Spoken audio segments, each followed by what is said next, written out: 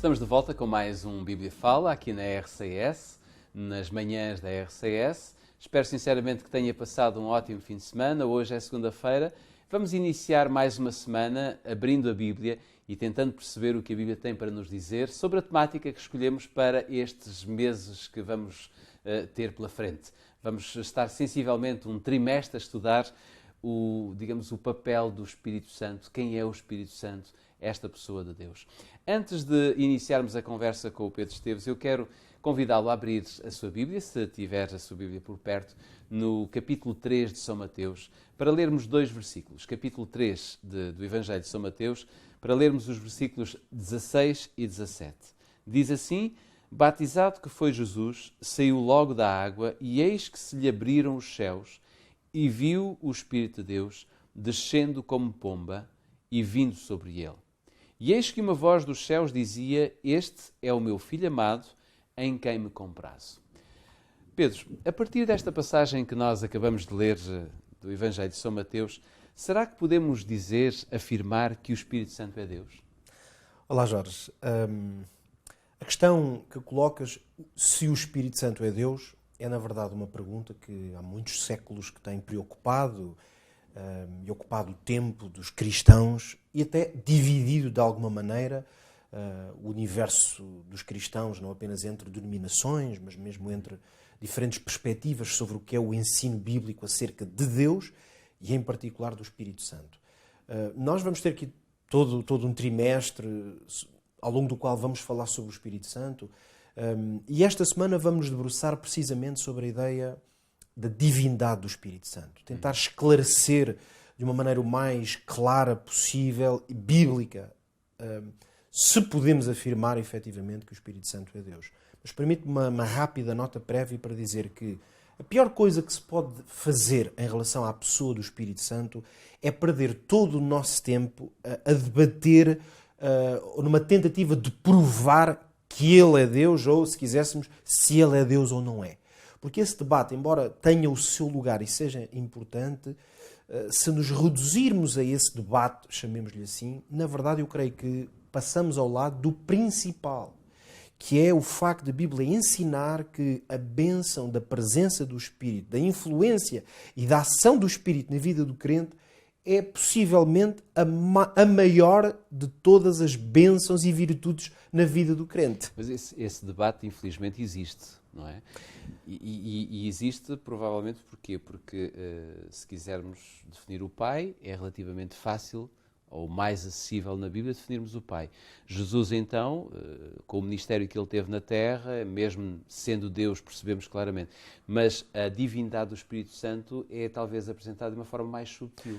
Sim, a palavra subtil talvez seja uma boa maneira para colocar. É evidente que ela é colocada de uma maneira mais subtil e até porque não diz ele, há menos informação. A própria quantidade de informação que nós encontramos na Bíblia também, aliás, sobre qualquer tema. Sobre a pessoa do Espírito. Sobre a pessoa do Espírito. Há naturalmente temas na Bíblia que por diversas razões são abordados com muito mais profundidade e amplitude do que outros temas. E isso não significa que sobre os temas em que há menos informação não haja a informação suficiente para poder tirar conclusões.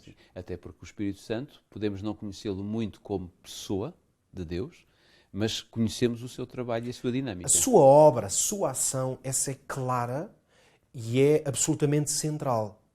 Daí podermos afirmar que ao longo deste tempo que vamos estudar o Espírito Santo, já o estamos a fazer, nós queremos muito mais focar, se quisermos, na obra, na ação do Espírito, até na nossa relação e interação com ele, do que propriamente na natureza do Espírito. Porque aí chegamos a conclusões. Porque estamos a falar, aí chegamos a conclusões e, sobretudo, aí a influência prática que isso pode ter para o nosso caminhar com Cristo é muito mais importante. Faz muito mais sentido. Mas isto não retira o facto de compreender, pelo menos até ao ponto em que a Bíblia nos permite compreender quem Deus é na pessoa do Espírito, também seja um tema importante. Durante alguns minutos, permite-me partir do texto que acabaste de ler, no qual a narrativa dos Evangelhos diz claramente que quando Jesus estava a ser batizado, o Espírito Santo, ele refere-se a ele como, sabendo exatamente a quem se refere, diz que o Espírito Santo não foi um espírito, não foi a força de Deus, a influência de Deus, porque o Pai é identificado neste texto como aparecendo na forma de uma voz, e uma voz já é uma forma de encarnação, no sentido em que nós sabemos que uma voz implica uma onda. Uma voz audível e percebível. Portanto, uma voz audível que as pessoas ouviram significa que foi uma manifestação concreta, porque uma voz não é uma coisa etérea ou imaterial.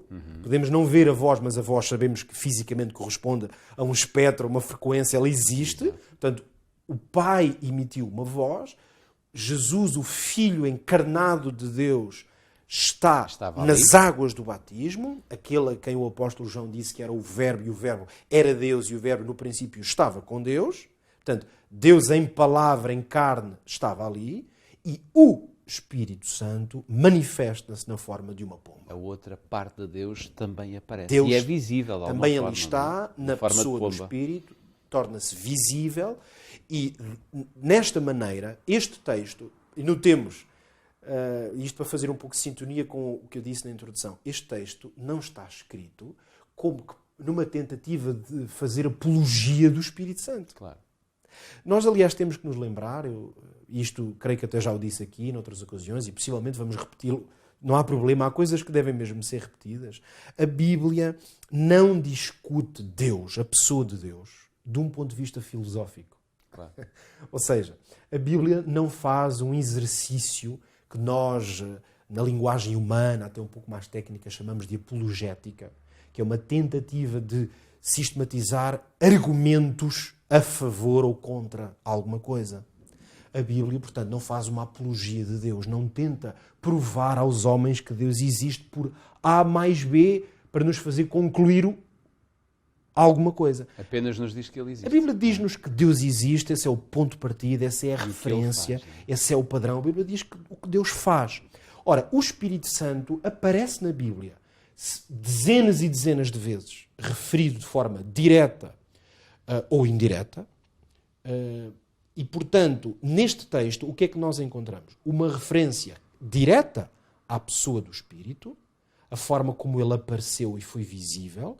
Mas lá está, esta afirmação não é uma tentativa de Mateus dizer, reflitam bem, olhem, o Espírito Santo é uma pessoa. Esse era um assunto que possivelmente nem estava na mente de Mateus. Ele apenas narra o que viu e ouviu. Ok?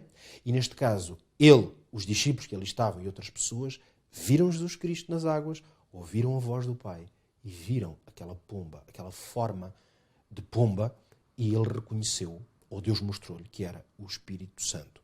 Portanto, há uma coisa muito importante que eu penso que ainda podemos dizer no minuto que nos falta, que é o seguinte. Nós sabemos o que Deus é através da revelação que Deus faz. Eu vou tentar declinar um pouco melhor o que é que quero dizer com isto. Quando a Bíblia diz e apresenta claramente Deus Pai, Filho e Espírito, Jorge, nota o seguinte. Para os anjos, vou dar um exemplo muito concreto. Deus, é possível crer que existem até outros mundos, outros planetas, se quisermos, com outros seres criados por Deus. Mas, pelo menos aqueles seres que declaradamente a Bíblia fala deles são dos anjos. São seres criados por Deus, estão organizados, fazem parte da obra de Deus e não são seres terrestres, certo? Isto é uma evidência bíblica. Para o universo dos milhões de anjos que existem, a ideia de Deus Pai, Filho e Espírito não é uma ideia que seja natural. O que significa que eles não precisam de ver Deus desta forma. Porquê? Isto pode parecer um pouco estranho a algumas pessoas, por uma razão muito simples. Quando nós falamos do Filho, automaticamente estamos a falar de Deus em carne, referimos àquilo que é Filho de Deus, que é Filho do homem. Nós naturalmente estamos a falar da sua experiência nesta terra, aquele que é o nosso Salvador. Por exemplo, quando a Bíblia diz que Jesus Cristo é o sumo sacerdote, ora, isto para um anjo não quer dizer nada. Claro. Não quer dizer que eles não conheçam a história da humanidade, tanto conhecem que servem os homens. Mas a perspectiva que eles têm de Deus, ou seja, a maneira como Deus se mostra e revela a eles, não necessita de ser como sumo sacerdote ou como intercessor. Isto significa que nós temos que ler a Bíblia desta maneira. O que está escrito na Bíblia sobre Deus é a revelação de Deus aos homens. Exatamente. E Deus revela-se aos homens na pessoa do Pai, na pessoa do Filho e na pessoa do Espírito. E isso aconteceu claramente no batismo de Jesus. Isso, quer queiramos, quer não, requer sempre uma atitude bastante humilde da nossa parte. Pois requer fé para entender aquilo que está para lá do que é possível entender, mas eu diria que implica sobretudo humildade em relação ao texto bíblico. Porque o texto bíblico é que diz. Eu tinha pensado até aqui mesmo ler aqui outras passagens, mas o tempo já não nos permite. Mas talvez durante esta semana ainda vamos fazer essas mesmas passagens, onde nós vemos uma referência clara a esta tríade. A Bíblia nunca utiliza a expressão trindade, mas ela várias vezes coloca esta tríplice presença, em que essa presença ou é visível, ou é relatada claramente na sua interação e relação. E é isso que nós temos de ter humildade para aceitar, que é assim que a Bíblia revela Deus. Claro. Voltamos amanhã com mais um Bíblia Fala. Enfim, já terminámos o nosso tempo, mas é sempre muito agradável podermos estar à conversa com o Pedro Esteves. Já sabe, pode assistir diariamente a este programa através do nosso Facebook, poderá ouvir na programação da Rádio RCS, sabendo que passa sempre de manhã e depois mais à tarde, por volta das 7 horas da tarde, e pode também ver no Hope Channel, hopetv.pt. Tudo isto para si, a pensar em si. Nós voltamos amanhã.